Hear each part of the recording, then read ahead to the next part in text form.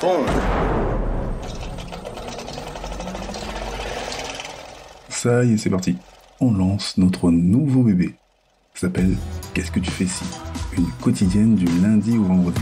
Très court et c'est simple et précis. Mise en situation réelle. Comment je réagis, comment mes gens ont réagi sur telle ou telle situation. Situation qu'on va évidemment partager et que on aimerait que tu donnes ton avis, évidemment. Donc, acte 31, c'est parti. Let's go, okay?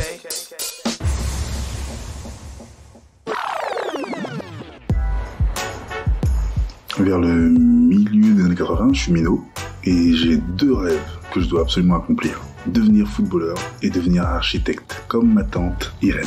Et j'ai la chance, à ce moment-là, d'être à l'internat, d'être dans une bonne équipe en fait. Je suis en moins de 13, à Lagny-sur-Marne, et je fais le championnat UNSS. Boum, on se retrouve qualifié pour les phases finales. Et je fais partie du top 20 sur toutes les classes de 5e. Rendez-vous à Lille. Le tournoi s'achève et on termine 8e sur 16, donc 8e sur toute la France finalement. On a une putain d'équipe. Et là c'est parti. Donc dans ma tête c'est clair, je vais faire sport-études à Amiens. Il faut voir, je pense, à cette époque-là, 11 ou 12 de moyenne pour intégrer le sport-études. Et puis poursuivre tout cela pour certainement en faire son métier, même si c'est pas garanti. Et manque de peau pour moi, un an plus tard, et là je suis en 4e, je me blesse, je me fais un hématome à la jambe, je ressens encore la douleur plus de 30 ans après, et j'arrive chez moi, donc le vendredi soir, avec des béquilles, et mes parents me voient dans cet état-là, plâtré, je l'avais jamais été auparavant, et c'est très clair dans leur esprit. Fils, le foot, pour toi, c'est terminé,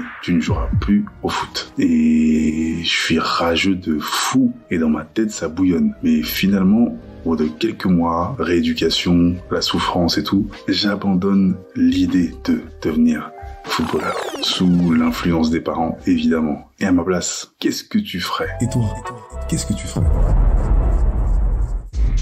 Ça y est, c'est parti.